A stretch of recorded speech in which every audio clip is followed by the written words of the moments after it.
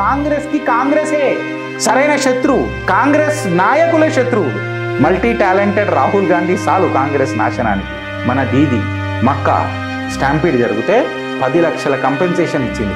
2025లా floods వచ్చి current shot కొట్టి చచ్చిపోతే వాళ్ళకు 2 లక్షలు ఇచ్చింది మమత. సిగ్గు శరం ఏమైనా ఉన్నదా? భగవద్గీత సిలబస్ల నుంచి తీసేస్తారు, ఇస్లామిక్ స్టడీస్ మాత్రం తమిళనాడులో పెడతారు. ఇది ఎక్కడ సెక్యులరిజం? అదే ఇక్కడ పరిపాలన చూడండి. యోగి ఆదిత్యనాథ్ నువ్వు క్యాస్ట్ పెట్టి కూడా ర్యాలీలు తీయొద్దు అని చెప్తున్నారు. అన్ని మతాలు ఒకటేనన్నప్పుడు ఈ జాతి ఎడికని వస్తుంది. అప్పుడు మతాలు లేనప్పుడు జాతి ఎడికని వస్తుంది. ఈ ఓట్ చోరీ నరేటివ్ అనేది రాహుల్ గాంధీకి పెడలేని శాపం అవుతుంది అని అన్నారు. నిరాహార దీక్ష చేస్తున్నప్పుడు వీడు అట్లనే కూర్చునేది ఉండే కదా బ్రదర్. ఆడ మంటలు లేచినాయి కానీ ఇక ముడ్డి మీద పడతాయి, పిర్రలు వాసేటట్టు వాతలు పడతాయి అని చెప్పి ఉరికిండు కొడుకు. ఈడు దేశానికి ఉపయోగపడేటోడా? ఈడు ఎవరితో ఉన్నాడు? వీడు మాస్క్ పెట్టుకొని రాహుల్ గాంధీతో ఉన్నాడు. ఈ స్టోన్ ఈ పత్తర్బాజీ ఏదైతే ఉంటుందో చూడు, దాన్ని నేనే లీడ్ చేస్తానంటున్నాడు. కాంగ్రెస్ హీనా చరిత్ర ఏంది గిరీష్? చాలా రోజుల తర్వాత రోజు మాట్లాడుకుంటున్నాము. స్పెసిఫికల్గా ఇలా మాట్లాడుతున్నాం చిత్రగుప్తుల మళ్ళొకసారి.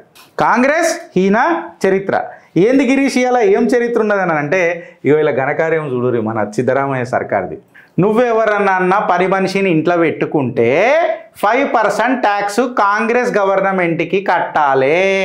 6 months కంటే ఎక్కువ వైలేషన్ అయితే జైల్లో కూర్చొని పిండి విసుకాలి. ఎవరంటారు?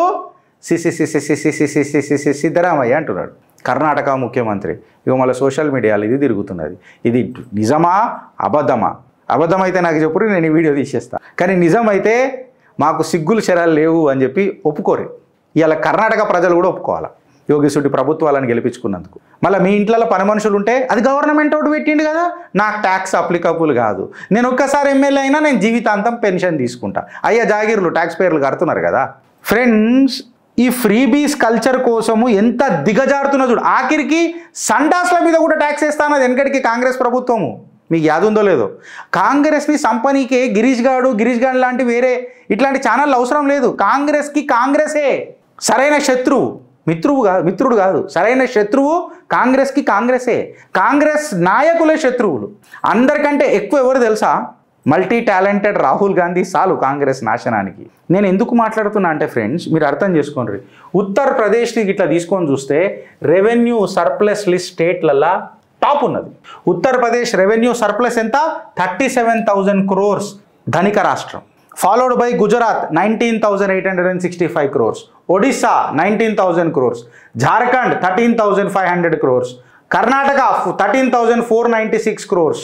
వెనకటికి ఇప్పుడు కూడా ఉందేమో. చలో టాప్ ఎన్లు ఉన్నది ఉత్తరప్రదేశ్, గుజరాత్, ఒడిస్సా, జార్ఖండ్. దాని తర్వాత ఛత్తీస్గఢ్, తెలంగాణ ఎంత ఉన్నదంటే 5,944 crores. టాప్ ఎవరున్నారు? బీజేపీ పాలిత రాష్ట్రాలు 3 టాప్ 3 స్టేట్స్ తీసుకుంటే. మళ్ళా బిమారు రాష్ట్రాల నుంచి ఇవాళ బెకాన్ ఆఫ్ డెవలప్మెంట్కి వైపు అడుగులేస్తున్నాయనంటే ఇలా భారతీయ జనతా పార్టీ పాలిత రాష్ట్రాలు కావా? ధనిక రాష్ట్రాన్ని దరిద్ర రాష్ట్రాలు చేసినాయి ఈ ప్రాంతీయ పార్టీలు, ఈ కాంగ్రెస్ కూటమి పార్టీలు. డబుల్ ఇంజన్ సర్కార్ అని అంటే హేళన చేసిరు కదా. మళ్ళీ ఇప్పుడు దీని మీద ఏమన్నా మాట్లాడగలుగుతారా? ఎందుకు మాట్లాడలేరు వీళ్ళనంటే మీకు ఇంకొక కాంగ్రెస్ కూటమి పార్టీని చూపిస్తా. ఇగో దీదియా డాయన్ అని చెప్పి నేను చెప్తా.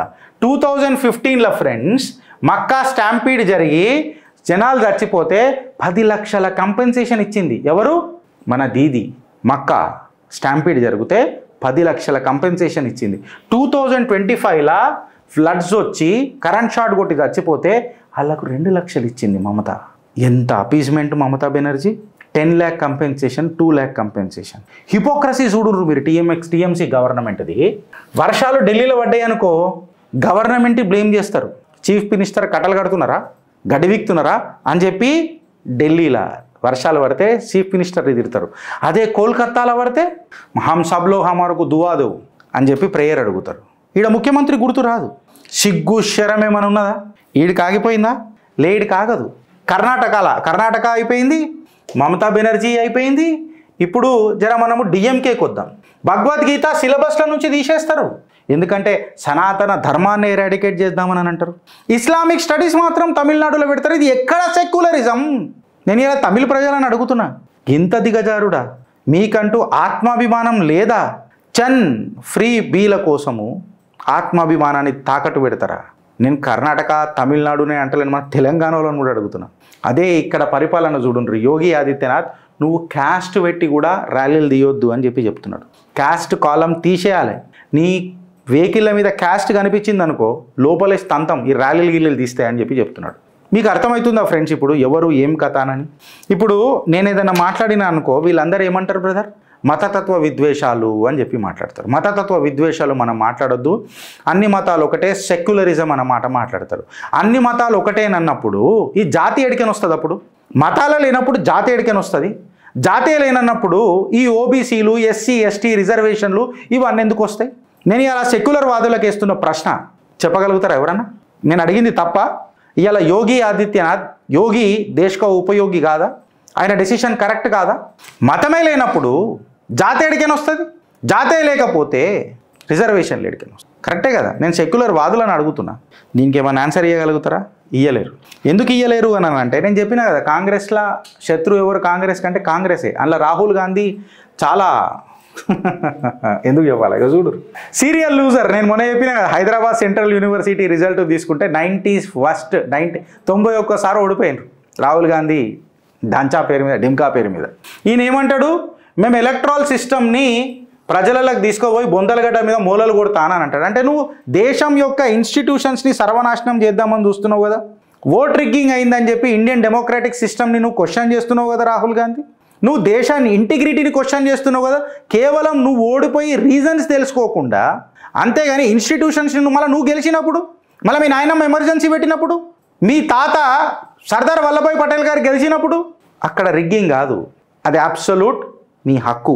సిగ్గు శరం ఉండాలి కాంగ్రెస్ వాళ్ళకు.